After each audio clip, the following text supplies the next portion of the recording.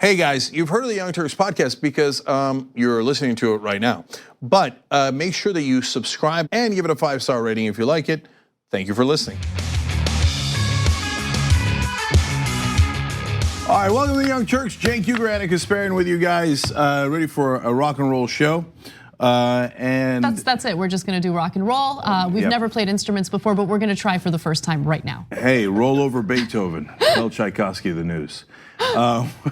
Tell me. Okay, so we've got Donald Trump being a loser, literally. You're gonna hear that first. We've got cable news calling him a loser, us calling him a loser. Who beat who to that punch? Love told you segments, that's coming up. Then we got Meghan McCain crying on TV, not literally, but close. And her husband crying even more online. And then we've got Jacob Wall. Out clowning himself. I don't know if this guy balls to the wall. Well, I mean, I don't know if he's for real. Like, is he purposely clowning himself to get more attention? I don't think it's on purpose. But wow. But I love Jacob Wall stories, so you know we're gonna have fun. Yeah, it's gonna be hilarious. So great show ahead for you guys. Casper, good to be back with you after what felt like 7 months. Yeah, it was a long time. Yeah, so here we are. All right, so let's do it. All right. The New York Times has obtained a decade's worth of information related to Donald Trump's taxes. And the information that has now been reported is devastating when it comes to any claim that Donald Trump has made regarding his business successes. Now, we had already known that he had gone bankrupt 6 times. That alone should be enough evidence that he isn't actually a great businessman. But the findings of this report gives you even more insight into how terrible he was at managing his own money. Now, the New York Times reviewed his taxes from 1985 to 1994, and here's what they found. In 1985, Mr. Trump reported losses of $46.1 million from his core businesses, largely casinos, hotels, and retail space in apartment buildings. They continued to lose money every year, totaling $1.17 billion in losses for the decade. So I want to step in and clarify there. He lost money not in a combination of those things while making some. No, he lost money in casinos. He lost money in hotels. He lost money in other properties. He lost money in almost every single thing he did. And he didn't lose money one year but made another. No, he lost money every year, okay? And he kept on losing. There's a reason why we did a segment called Loser Donald before the elections. It was because that was the core of Donald Trump. He's been a loser his whole life, and this also talks about how his daddy bailed him out on several occasions, as we told you. Now, a lot of this was public information before, all of his bankruptcies, all of his failed businesses. I mean, guys, he couldn't run a casino. It's almost impossible not to make money running a casino. There's even a saying called, the house always wins. But it's got an asterisk now, unless clown-ass Donald Trump is running the house, okay? Which might also apply to the White House.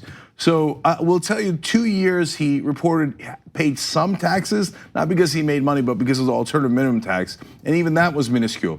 In some of the years, he broke records for how much money he lost. #1 in the country for how much money he lost. That's how big a loser he is. Now remember, the information that the Times reviewed was from 1985 to 1994. And in 1987, this is when he was already bleeding money. He gave an interview to Newsweek and said, quote, "There is no one my age who has accomplished more." He hadn't accomplished anything. He had inherited money from his father to the tune of $400 million, a little above that, right? So what did you accomplish? You inherited a ton of money. You committed tax fraud in order to prevent yourself from paying the taxes that you were owed or that you owed the federal government. And on top of that, you were bleeding money. But let me give you more details on it. His core business losses in 1990 and 1991, more than $250 million each year, were more than double those of the nearest taxpayers in the IRS information for those years. So I want to be clear about that, because I also wondered, how do people know that publicly about how much money everybody lost? It turns out IRS does publish that information for the top tax earners, but without their names. So you don't know who's who. But once you can match the tax returns to the publicly available information, you get a sense of it. And so the New York Times does that because they now have the tax returns for those years. And it goes to those 2 years, ding, ding, ding, ding, Donald Trump #1, Donald Trump #1. And to be fair to him, I guess he has accomplished that. He broke records for how much money he lost. He was #1 in the country both those years, and as Anna just read to you, double the second person. It's insane. So, I mean, it is astonishing what a miserable failure he is in business. And he goes out and says to his followers, and they genuinely believe him, he's like, no, it's actually great business to lose $1 billion. No, but that is literally the argument that we're seeing from Trump defenders, and I promise you we will get to that in a minute. But let me give you more details, because I think it's important to see how much he's lost and how little he was able to pay in taxes as a result of all of this. So Trump lost so much money that he was able to avoid paying income taxes for 8 of the 10 years. And again, they're specifically looking at this time frame that I had mentioned earlier, 1985 to 1994. Also, last year's Times investigation, which we reported on, found that he had received at least $413 million in 2018 dollars from his father, right? So they adjusted that figure for inflation to show you how much he had actually inherited from his dad. So again, he was handed over all that money, and he proceeded to, like serial bungler, as Cenk says, bungle one business after the other. Yeah, so one of my favorite examples out of this is not about a business. It just gives you a sense of how he's like the Forrest Gump of losing money. Wherever you can lose money, Donald Trump shows up. Like you think, no, you can't lose money running a casino. Trump's like, hold my beer. Okay, so now this goes to that fact. 2 weeks before the stock market crash in 1987, Trump bought a 282-foot yacht worth $29 million. Okay. Smart. Yeah, he's always got all the angles. So if you're wondering, well, because Trump defenders, he can lose $1 billion on Fifth Avenue and they'll still defend him. So they're like, oh no, it's actually good business to waste $29 million on a yacht before a crash. It's good business. No, later his creditors took the yacht from him, as he had to turn over a lot of his properties in yet another embarrassing bankruptcy. But you know what, Cenk? The bankruptcies were strong. They were the strongest bankruptcies that have ever been filed in US history. Well, that actually is somewhat true. Yeah. They were among the strongest bankruptcies ever. And I'm gonna explain one thing that Donald Trump is actually good at the end. So from 1986 to 1988, again, this is from the Times investigation, while his core businesses languished under increasingly unsupportable debt, Trump made millions of dollars in the stock market by suggesting he was about to take over companies. But the figures show that he lost most, if not all, of those gains after investors stopped taking his takeover talk seriously. So he kept lying to investors, and investors eventually were like, yo, homeboy, you're a one-trick pony. We see what you're doing here, and we're not buying into this anymore. Okay, so here's how that scam works, right? And it's not necessarily a scam, it is run by people back in the day, right? They say, okay, I'm gonna buy a bunch of stock of this company and I'm gonna do a hostile takeover. And so when people hear that, they think, oh, he's buying a bunch of stock, and then they'll have to buy a bunch of stock to counter him, so that'll raise the price of the stock. Makes sense? And so that's what corporate raiders did back in the day. But when you buy the stock originally and you put out the news, oh my God, he's gonna take over the company, and other people start to buy the stock because they're anticipating the rise, then you sell, which is what Trump did. It's actually a nice little scam. If you don't care about morality, you don't care about truth, you don't care about any of that, he never intended to take over any of those companies and never did take over any of those companies. Okay, you think, well, okay, well played. You see, if you're one of the deplorables, you go, see, smart businessman, rips off other people. That's what smart businessmen do, right? Except he's such a clown, as always, a serial bungler. So the markets are like, hey, God, we saw you do that 3 other times, you never took over the companies. So on the last time he tried it, they're like, yeah, no, nobody's buying the stock. And it started spiraling downwards. And he's like, no. Of course, and then he lost all the money he had made in the other stocks. Classic Donald Trump, classic loser. So I'm gonna give you Trump's reaction in just a minute, but Cenk, do you wanna jump in and talk a little bit about the taxes? Yeah, so the taxes, he now says is, oh my God, this was a genius move to lose all that money so I didn't have to pay taxes. Yeah, I suppose if you never make money, you never have to pay taxes, that's true. But I would argue that is not a business business move.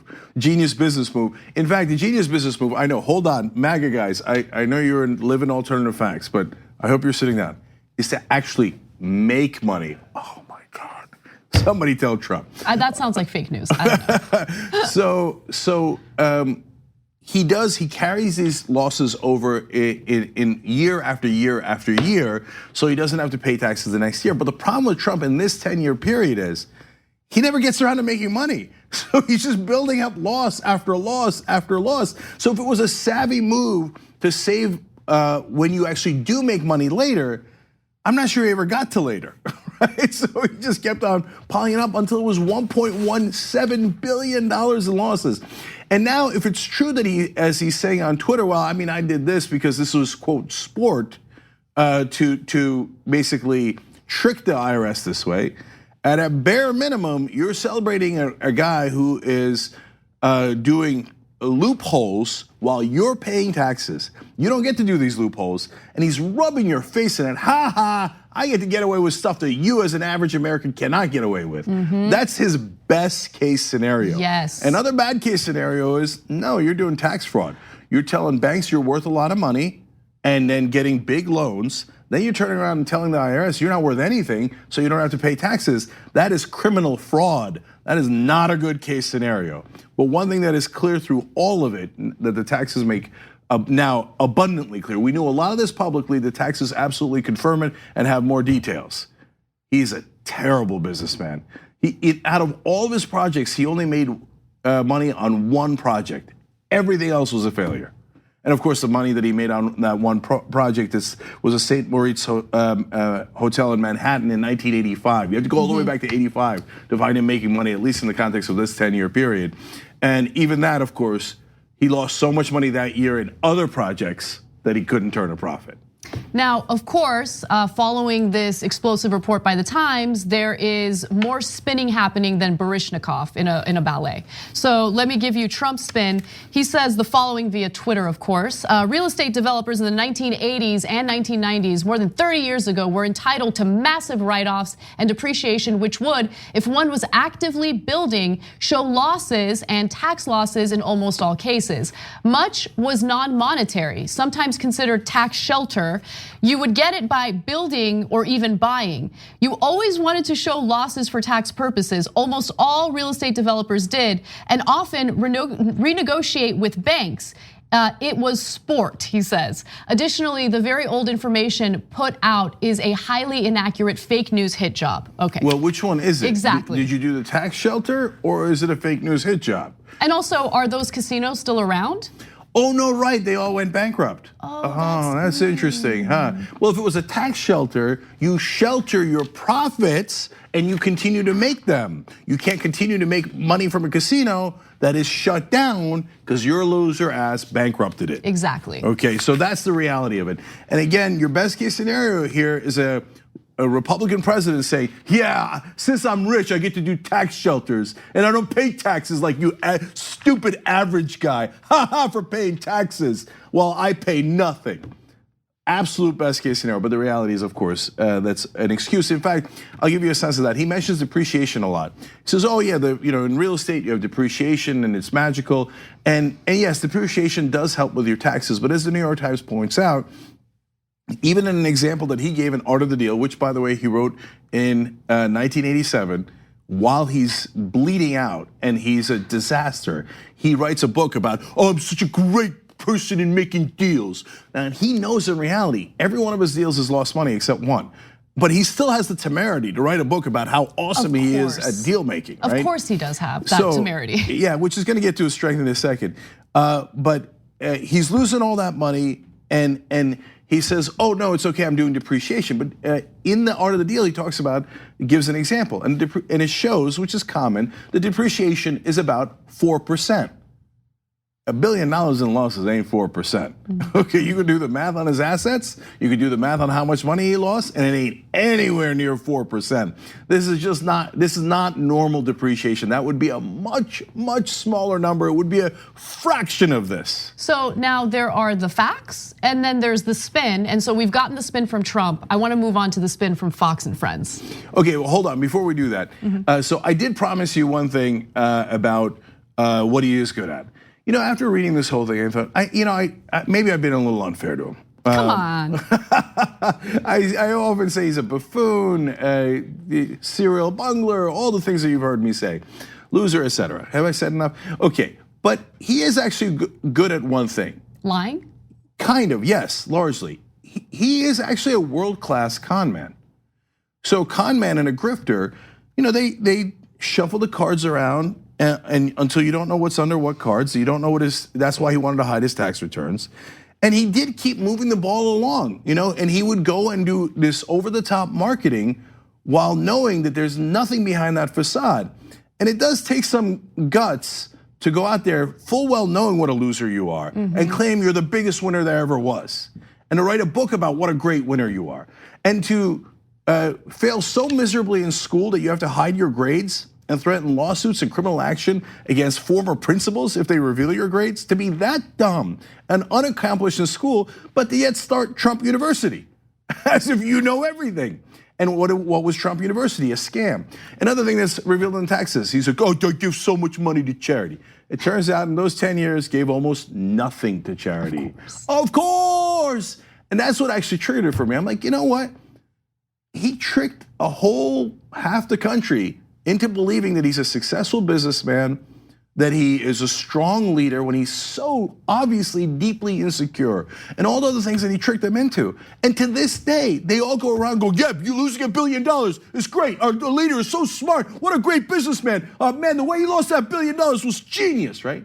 Well, you know what? You gotta hand it to him. That's a hell of a con man. To be that incompetent, that much of a loser, and yet convince other people that you're a big winner. So I do congratulate him on that. Well, it shows the failure of the media. Remember, the New York Times had famously written that profile on him decades ago, making him out to be some, sex symbol in New York, and he's the most successful man ever. I mean, it shows you the failure of the media dates back decades ago, because it's not enough to just take someone's words at face value. Is he really successful? Now, there was some suspicion that he was actually bleeding out, right? But the way that he was written about did not reflect that. And more importantly, I always ask myself, does Donald Trump, has he convinced himself, has he persuaded himself that he's this big success? Because I think in order to successfully convince the world, you have to somehow believe it yourself. And then I remember how incredibly thin-skinned he is and how sensitive he is to anything and everything. And look, the best part about becoming wealthy is, yes, the economic stability, right? But I would argue the best part is that you have the resources and you have the FU money to do whatever you want and not let people get under your skin. But Trump lets people get under his skin all day, every day. That is his number one emotion, being triggered. Yeah, and he reveals it in his text. He often ends the text with sad. Back in the day when he was running for president, he would also add baby. Right? He'd be sad, baby. What a weird thing for a grown-ass man to write. I mean, at that point, he's almost 70, I believe, as he was running for president. And he's writing sad baby with exclamation points on his Twitter. Why? As I've speculated before, but as you've seen, a lot of my speculation has come out to be exactly right. Probably that's what his dad called him. And the tax returns also show, again, his dad bails him out on several occasions. So when he's up against the wall and he's got no money left, he goes, Daddy, I screwed up again. And that's part of why his dad gave him $413 million. And in fact, he then got onto the richest people in America list by pretending his dad's money was his own money. That's right. Oh, that's so sad, baby. We'll be right back. We need to talk about a relatively new show called the Republic, or UNFTR. As a Young Turks fan, you already know that the government, the media, and corporations are constantly peddling lies that serve the interests of the rich and powerful. But now there's a podcast dedicated to unraveling those lies, debunking the conventional wisdom. In each episode of the Republic, or UNFTR, the host delves into a different historical episode or topic that's generally misunderstood or purposely obfuscated by the so-called powers that be, featuring in-depth research, razor-sharp commentary, and just the right amount of vulgarity. The UNFTR podcast takes a sledgehammer to what you thought you knew about some of the nation's most sacred historical cows. But don't just take my word for it. The New York Times described UNFTR as consistently compelling and educational, aiming to challenge conventional wisdom and upend the historical narratives that were taught in school. For as the great philosopher Yoda once put it, You must unlearn what you have learned. And that's true whether you're in Jedi training or you're uprooting and exposing all the propaganda and disinformation you've been fed over the course of your lifetime. So search for UNFDR in your podcast app today and get ready to get informed, angered, and entertained all at the same time.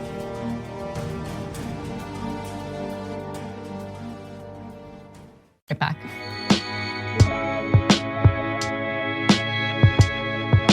All right, back on the Young Turks. Hapasai writes in the member section, Hillary just called out the press for calling it 50-50 at a panel at Dartmouth College. Also called them to step up their game when it comes to Trump lies. Maybe she's a secret TYT member. Please. Well, that would be quite a secret. Hapasai, how do I know you're not Hillary Clinton? Okay. Pork Chop Express. Or is that Hillary Clinton? No, okay. Pork Chop Express writes in, quote from a conservative I work with, it's better to run a business into the ground than to have never run a business. This is how his supporters think. Frightening. Well, couldn't anyone make that claim then? I mean, like, I wish his supporters understood that no one would make that claim about them, right? Right. That if any of them had gone bankrupt ever in their lives, they would be deadbeats, they would be losers. In fact, the leeches of society. In fact, Don on Twitter writes in, today Trump accidentally confessed in a tweet that tax breaks were, quote, entitlements he took advantage of. Yet he wants to cut entitlements for the poor and the disabled. And these are entitlements that we've paid into, mind you. Yes. So two different sets of rules, and if you're cheering that on, you got a lot of problems. And last one is, no, I'm gonna read two more because they're so good. Nasty Habit says, I propose we forgive Trump's tax problems. All he has to do is resign. Well, look, I've said that was gonna be the deal since the day he walked in. He's gonna have a ton of tax problems, legal problems. His kids are gonna have legal problems. We're in a story we're gonna get to in a minute.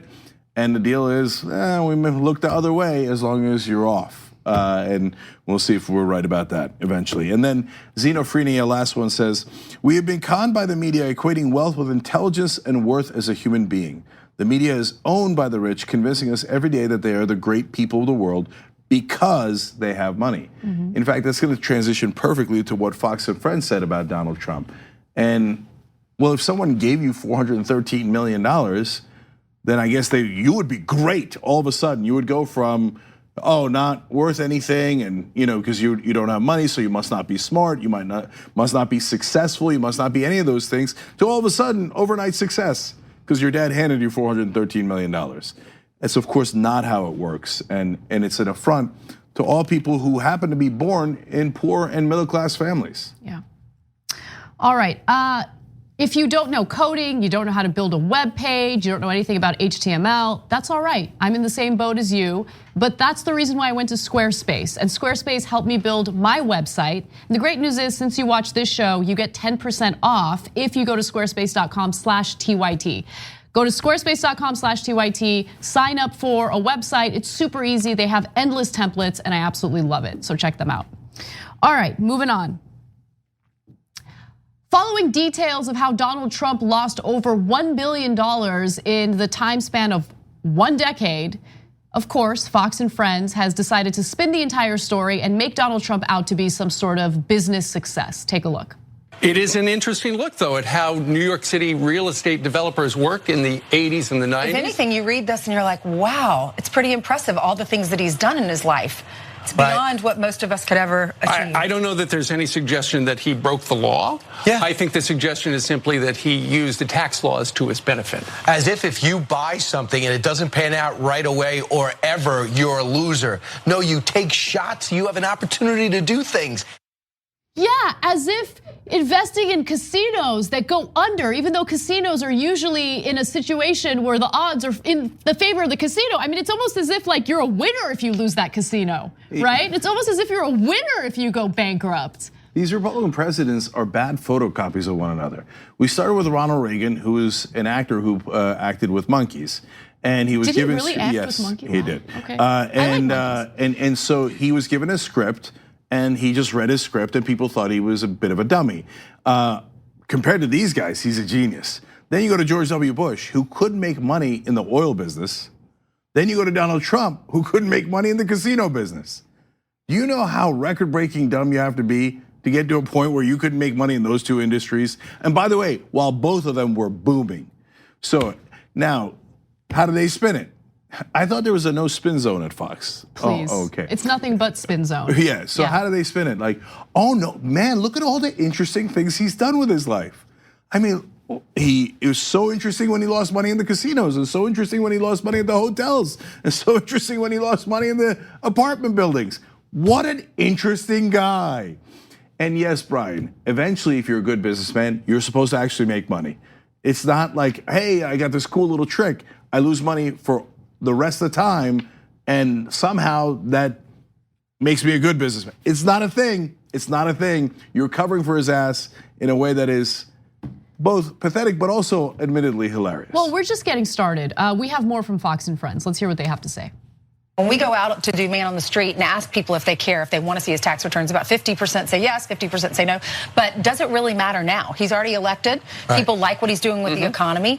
Maybe it's just information that would be interesting, but will it really sway voters? Well, it's from 20 and 30 years ago. The New York Times, the headline says core businesses absorbed over $1 billion in red ink from 85 through 94. And when you look at the New York Times story, what's interesting is they do say that they got the information, 10 years worth of tax stuff, from someone with legal access. And the question is, who would that person be? Would it be somebody, could it be somebody in the family? Could it be somebody at the Trump organization? Could it be somebody who's in his accountancy firm, a lawyer? Could it be somebody in the federal government? Okay, I have to say two things real quick. So first of all, it starts off with, Ashley, whatever her name is, saying Ainsley, yeah, weirdest name. I don't know how to pronounce it. I don't care. So she starts off by saying, we went and talked to some people, doesn't name any study in particular, and 50% say they care, 50% say they don't. So that's their way of trying to minimize how important it is that the president of the United States has consistently lied to the American people over and over and over again about his own successes, right? It is important because he has lied to us and he continues to lie to us over and over again. And I think it is important to know what his character is. I mean, we know, but I think the vast majority of his supporters are completely clueless on who he really is. The second part is, what was mentioned, I just lost my train of thought. Okay, let me come back to that in a second. So to be fair, Ainsley Earhart, maybe a slightly strange name, not quite as strange as Cenk Uygur or Anna Heat. Hey, my stage name is different, okay? Okay, all right. Now, imagine if the shoe was on the other foot and we just found out that Barack Obama had lost $1.17 billion in over a decade, and almost every business he did was a colossal failure. No, they would talk about how it's not a big deal and that it's super impressive that he's been able to accomplish so many things throughout his life. That's exactly how they would treat him. They would come out and they'd be like, that was so bold of Barack Obama to lose all that money. Yeah. Or I wonder if they would take a slightly different take. Actually, I don't have to wonder, because some of you might remember this, but it's a little while back. There was a liberal radio network called Air America. We were also briefly on it. We didn't manage it. We were just hosts on it, as well as Rachel Maddow, Mark Maron, L. Franken, et cetera, right? And back then, it was under, to be honest, terrible management, okay? Now, the management didn't have anything to do with the hosts, and they had incredible talent there that they squandered. But you should have seen Fox News and Rush Limbaugh and every conservative out. You see that? Liberals don't know how to make any money. Liberals are so stupid. They can't run a business. Liberals, a business. What happened? I thought we were bold and interesting. And that was a fraction, a tiny amount of money compared to what Donald Trump has lost. Yes. You lose a little bit of money running a liberal radio station. Of course, all liberals can't ever do business. But their beloved Donald Trump clowns away over $1 billion. They're like, bold and interesting. That's how you do business. You lose. That's the way to go. Also, I just wanted to note, so Steve Doocy mentions the leak. Now, the New York Times apparently did not receive the actual tax returns. They were able to corroborate the information they received in regard to his tax returns. But the leak came from a person who has legal access to the tax returns. So Doocy mentions the leak and questions where the leak came from. And I think that's an important part of this story to follow, because this is what the right wing does, and I would argue this is what they do successfully, where they will deflect and avoid actually talking about the heart of the story, and then they'll start placing the blame on the leaker. Oh, who's this leaker, this terrible leaker? Is it someone who works for the federal government? We need to find out who the leaker is. And so then they'll start lobbying for investigations into the leaker instead of actually looking at the heart of the story. I mean, that was successfully done when it came to Edward Snowden, right? All of the conversation that we saw in the mainstream media, and to be fair, it wasn't only Fox, but all the conversations we saw in the mainstream press was this espionage? We need to talk about whether or not this is espionage. How about we talk about the fact that the majority of Americans right now are indiscriminately being spied on? So when Republicans say racist or bigoted things, they say freedom of speech, freedom of speech. When someone leaks information about the president, they're like, shut it down, find the criminal who's speaking when they shouldn't be speaking. Which one is it? Okay, one more clip, because I love this, okay? And I love the twist that they take here. Let's watch. He's a bold businessman, which is chronicled here. There's nothing about this article that should surprise anybody that got the Daily News and New York Post throughout the last 10 years. Just give details. Here's an example. He said pass-through income. So, for example, there might be an incentive to go buy that building, to buy that casino, because I'll take a loss this year in order on my tax returns because I want to buy for a rainy day. I have the resources. He goes, there was a time that he was actually building his empire. The information focused year by year at a time of gathering loss. He bought his partners out of the Trump Tower, the Trump Plaza Hotel and Casino. He bought an apartment building in West Palm Beach for $43 million and business losses for $68.7 million. For us, or at least for me, I can't imagine having that much money, spending that much money, and being in debt. For him, it makes sense. He's buying now, building it up because he had confidence. He knows the properties would be worth more. The properties began to build in '86. He bought, in '87, he spent $29 million on a yacht. The market crashed the next day, so no problem. He held on to it. He bought a shuttle operation. It didn't do too well, but he held on to it. But when he sells it, he takes the loss on his taxes. He's bleeding money, he's really bleeding money, he's in a lot of trouble, and then he takes out more loans, no problem. And then he buys a yacht, and the economy crashes, no problem. He holds on to that yacht, except I don't think he did hold on to that yacht, did he? No, he didn't. In fact, let me quote the New York Times here. Mr. Trump ultimately agreed to turn over that stock and most of his other assets, including the yacht, the Trump shuttle, and his stake in the Grand Hyatt to his lenders. Because it is not a bold move to buy a $29 million yacht before the market crashes. It's a dumb move. Yes. And then you have to give that yacht over. There was no secret plan. He didn't get the yacht back. And then finally, how did he do all that? Was it like, okay, but I take the losses now and later I make even more money? No. How did he get on his feet? Because their answer is always like, yeah, but he's turned out to be an incredibly rich guy. Well, first of all, we don't know that at all because we haven't seen his tax returns from recent years. That's just him saying it like he told us in the middle of these incredible losses. He wrote a book called Art of the Deal where he said he was making incredible money, almost as if he's a liar. Okay, no, this is how he got back on his feet. Quoting the New York Times, Mr. Trump secretly leaned on his father's wealth to continue living like a winner and to stage a comeback. Loser. So sad. So speaking of losers, let's talk about how the mainstream media is handling this news, because it's interesting. After giving Donald Trump hours and hours of free advertising during the 2016 election, it appears that the mainstream media and cable news outlets are finally waking up to the fact that Donald Trump is what he really is, a giant loser. And so all of this reaction follows news that he had lost over $1 billion in a little under a decade in the 1980s and 90s. Take a look. And shows that, well, I've got to say. We could just do the short version. Biggest loser. Yes, a lot of I mean, no one has lost as much money. The man who ran for president on his reputation as a billionaire business genius was a really, really, really lousy businessman. He lost more than double the next biggest loser in this country. In 1991, Donald Trump lost more than $250 million each year. $250 million a year. Are you saying He's that the biggest of loser. all the people who file taxes in the United States of America over this decade, that Donald Trump lost more money than every other American? I mean, that's like back then, that's like 250 million people. Than anyone. Well, he is special. He's literally the biggest loser. He was actually the biggest loser, to use a term he would use. And it is stunning, except for maybe the people who knew him. And you know what? It wasn't that stunning for people here at TYT who knew he was a loser while he was running, continued calling him a loser throughout his tenure as president. In fact, we had an entire segment. Cenk had an entire segment titled Loser Donald, if you can recall. Let's take a look at that.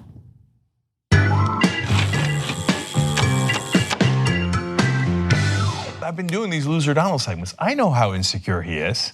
So, but I don't get credit for it because I don't get to do a told you segment. People are wondering, why am I doing this on the weekends and doing it live? Because we want to do 100 of these before the election, and we started 100 days before the election, so we're gonna do one every single day. He's got such thin skin. He's got such little confidence in himself.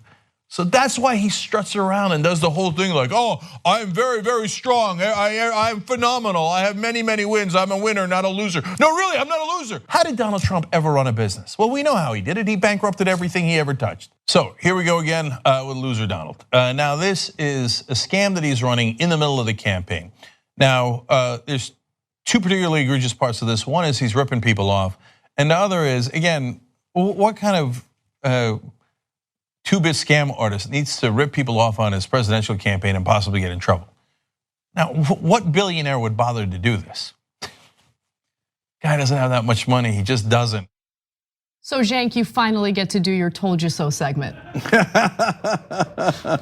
So look, part of the reason we did the Loser Donald segments is because it was driving me crazy in the lead up to the election.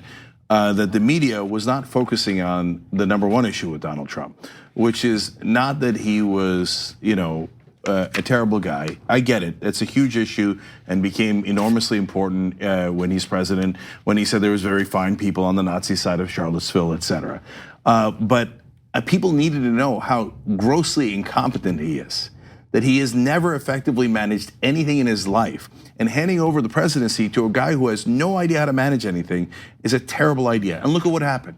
He refuses to read national security briefings past the page. He doesn't read them on most days, and they have to put pictures in it and his name to get him to pay attention. That's why he went into negotiations with North Korea and said, I don't have to know anything about North Korea. I'm going to be able to tell whether we're going to have a deal within 1 second. No, he said, it's my touch, it's my feel. Yeah, okay, no, that's what a clown says. And how did your touch and your feel turn out in your businesses? Disastrously. And so a lot of this was already public record. And it was my frustration with the Hillary Clinton campaign. They kept going back to the well. But for a lot of his voters, the bigotry, the racism, the anti-establishment populist fervor was not the bug, it was the feature, and you kept doubling down on it. Why? They were looking at it from their perspective. Well, boy, everyone I know is not gonna like this, so I'm just gonna keep on saying it. No, you had to undercut his supposed strength. And his strength was, I'm rich and I'm really good at managing. And we knew the reality because we'd already seen the 6 bankruptcies.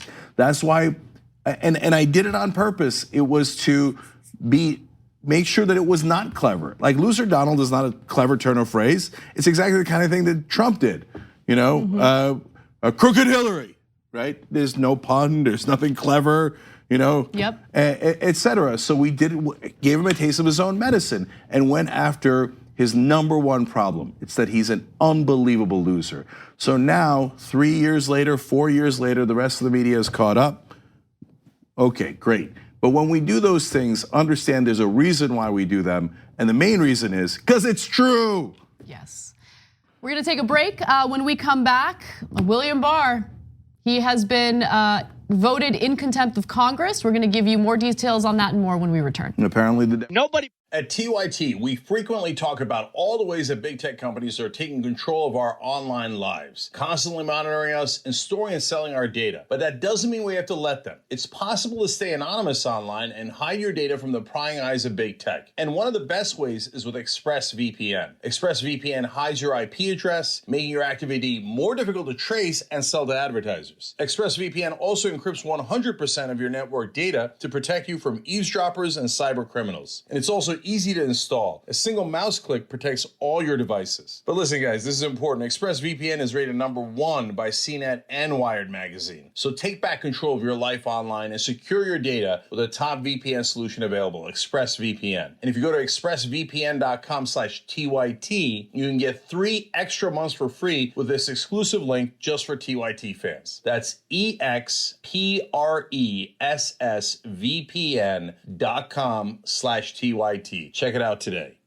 We hope you're enjoying this free clip from the Young Turks. If you want to get the whole show and more exclusive content while supporting independent media, become a member at tyt.com/join today. In the meantime, enjoy this free segment.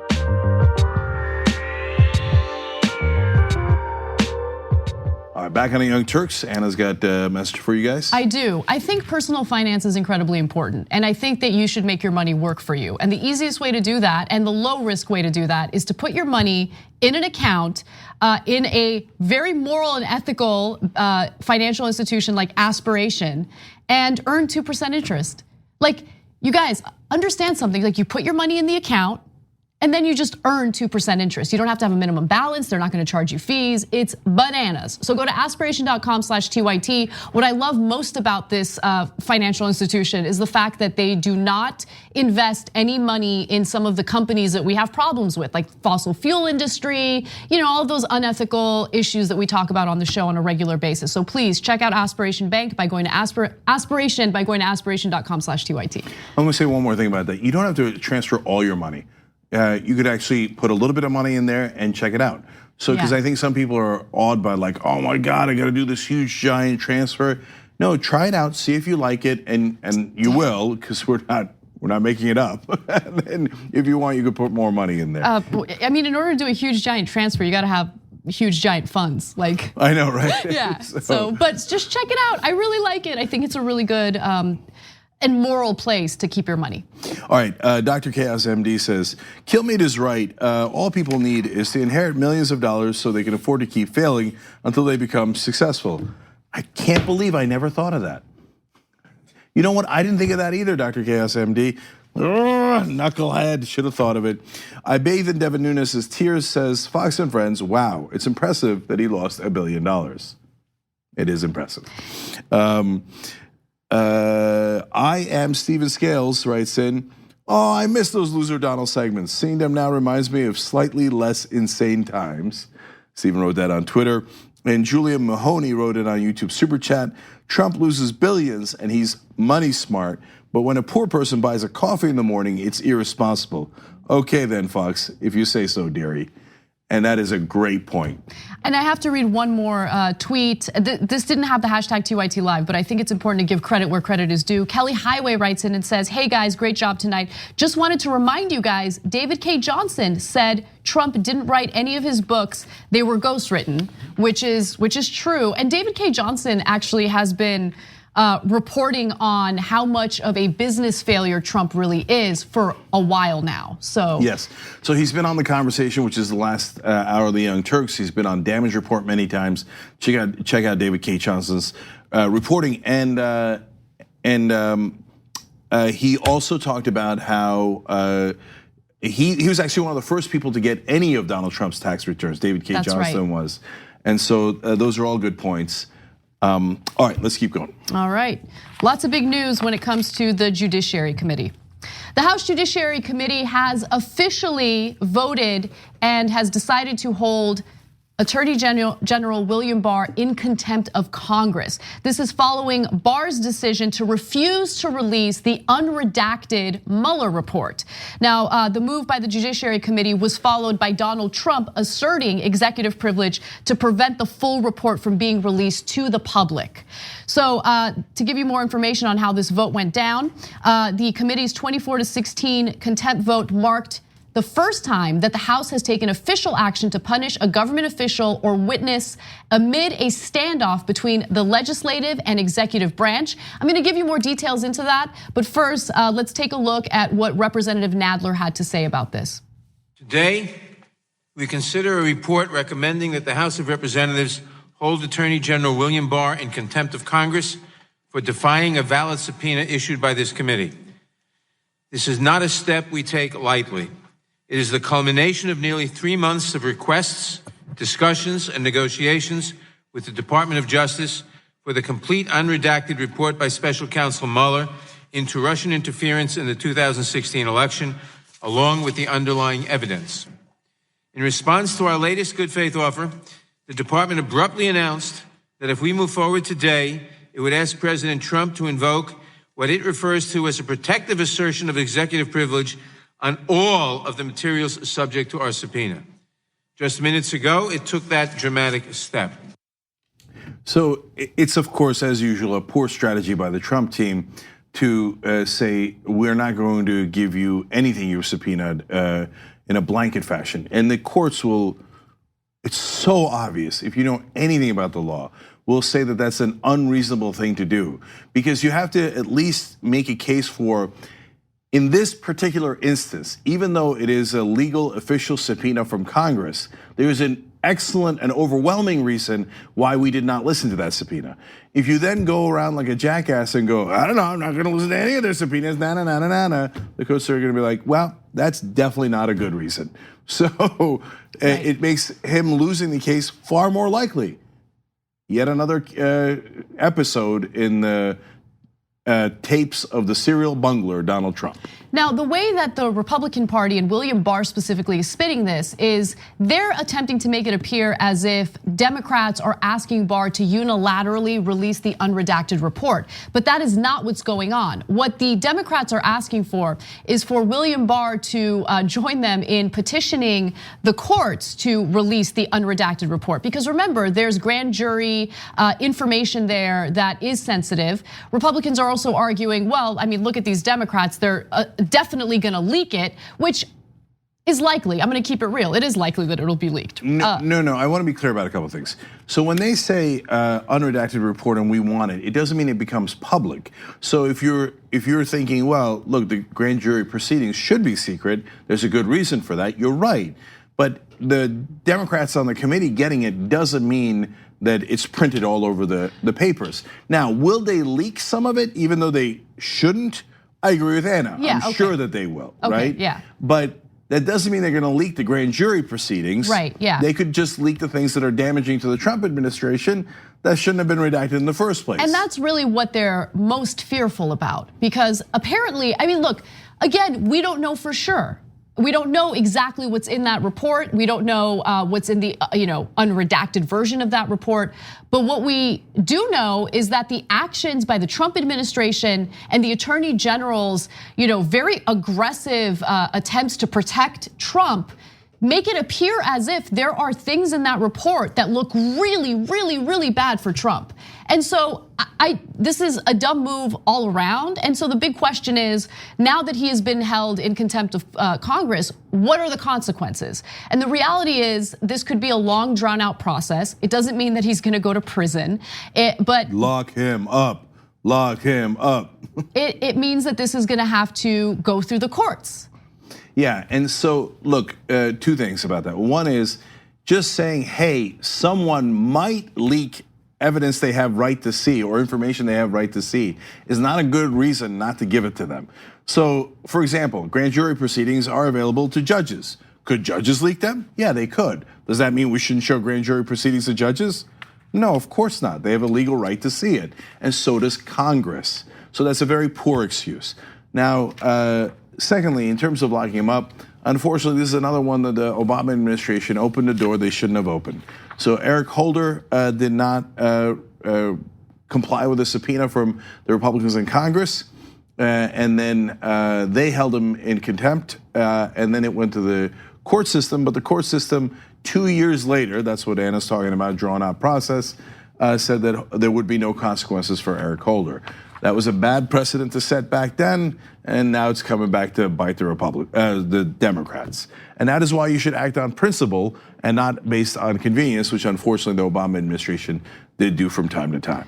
And I also want to just draw some attention to what some non-establishment Democrats are saying about all this. Bernie Sanders did tweet about it, and here's what he had to say.